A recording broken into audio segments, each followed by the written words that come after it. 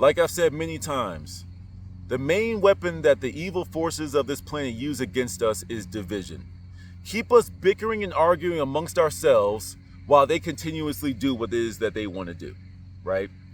But with them being so resourceful, with them being so heinous, do you think that they're only going to use one weapon against us? Of course not. One of the other weapons that they use against us is exhaustion, right? This is not simply a byproduct of all the other things that they do. This is something that is put in place on purpose. If we are so tired working our 9 to 5, and sometimes even more, our 8-hour, 9-hour, 10, 11, 12-hour days, what energy do we have to put forth a militia, to fight back against this? What times do we have to go within and get into our meditation and our spiritual practices? What time do we have to devote to research so we can sift through the darkness and find the truths ourselves? It's put in place on purpose. Do you think these jobs are natural? Now, some people will say, well, if we didn't have jobs, what would we be doing?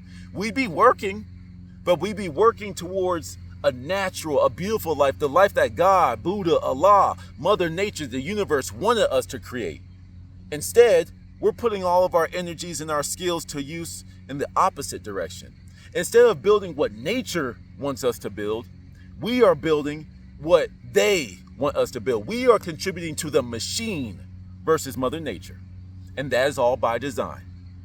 If you are working 9-10 hour days, especially in the labor field jobs, what energy do you have to do anything else? That's put in there on purpose. Then there's another way, there's a psychological exhaustion that is put. And that one is twofold. With the mainstream media, a lot of people have just gotten tired of trying to fight back. Even some people that were starting to wake up a little bit, they realized how big the machine was, and they just said, oh, well, there's nothing I can do. Well, sometimes it's just easier to, like, who's the bald-headed dude in the Matrix that said, yo, I know that this is the Matrix, but I'd rather stay here. That's one part of what they do. They give you so much bad stuff that they've hidden behind the veil that once you actually look behind it, you're like, oh my God, I wish I didn't see that. And then you go back. You get mentally exhausted trying to fight it, right? That's why you need persistent, people that can't be defeated like us out here to keep on fighting the good fight, right? But then the other side of it too is just that these levels of exhaustion, man. People get worn out. They get tired of it. To the point that just say, someone else will do it. Yeah, I know that we could do this, but why even say anything about it? There's just no point, And then there's some people that just get so exhausted, they just give up into compliance.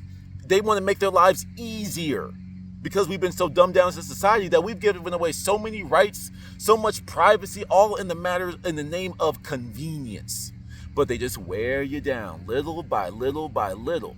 And then by the end of it, everyone else has been so mentally and physically exhausted that they just don't even fight back. But when you're still standing tall, they're trying to pull you down by your shirt to get you to kneel into compliance. And then you have to fight that next level of exhaustion by fighting the other exhausted people. This is why it's so hard for us to get a message out, because the things that we say would be the catalyst for a huge change, a huge undertaking on the individual that heard what we had to say. If one person hears it and they be like, oh, that's one person's advice. Oh, okay, that's just one guy.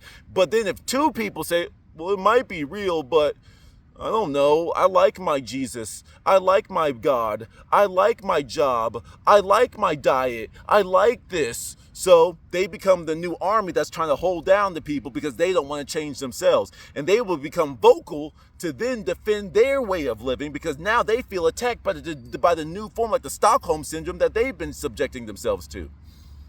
It's really messed up, but it's multi-layered. Because then, for those of you that know who I am, we get into the spiritual realm. It was like one of them Jamie Foxx movies, and they just put a whole pentagram in the middle of the screen, like to symbolize the bureau. And I was like, wait, they're not even trying to hide it anymore? They just put that in the middle of the screen? All the symbolism, all the stuff on our money, It's taking away from us every single time, which is why these spiritual practices have been hidden from us, because if we know the spiritual practices, we can begin to fight back at the higher levels, at the higher realms.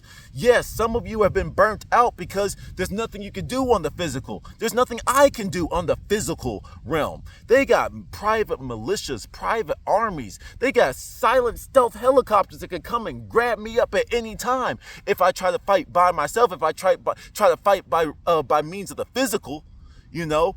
But if we start to all operate from the higher realms, the fourth and fifth dimension, where they are already operating at, we meet them at a level playing field. So, oh, this is what y'all was doing? Oh, bad. You was trying, oh, let me reverse engineer some of those bad spells you've been putting on us. Oh, it's game time now, bitch. You know what I'm saying? That's why they hide that stuff from us.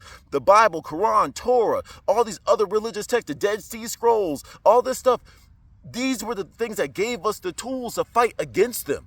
That's why they selectively gave us what they wanted. And they told you that this pieced apart information was the truth and the whole truth.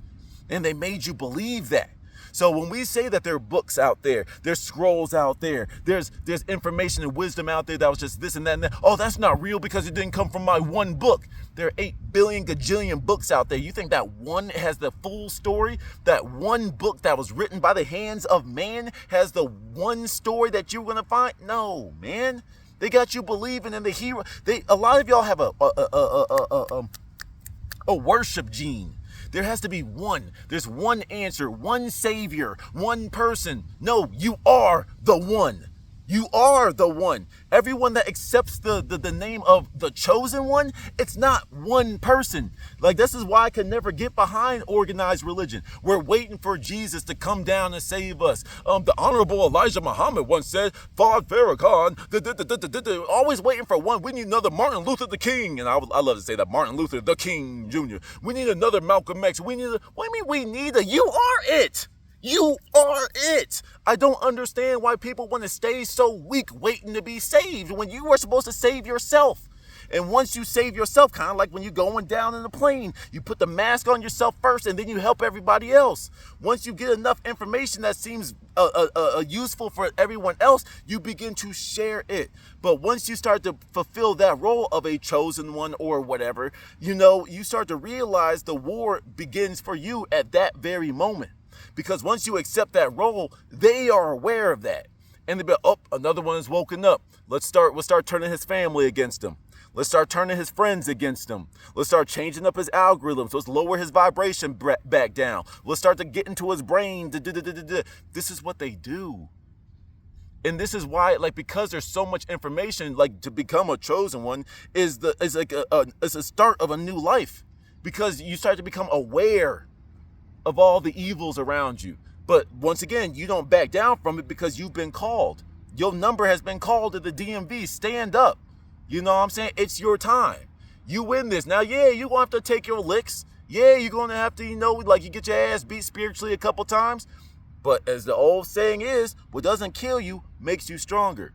You have to fight through the exhaustion. You have to find that source wherever you find it, whether it's something internal, whether it's external, whether it's this, that, the third. It doesn't matter. Find your power to fight against these evils, especially the stuff that's hidden, especially the stuff that they demonize, especially the stuff that the people that have gone back to sleep and they want to argue with you about. The stuff that they fight against you about is a sign of the truth. Go do the opposite of what the sleeping people do, and you'll find your answers.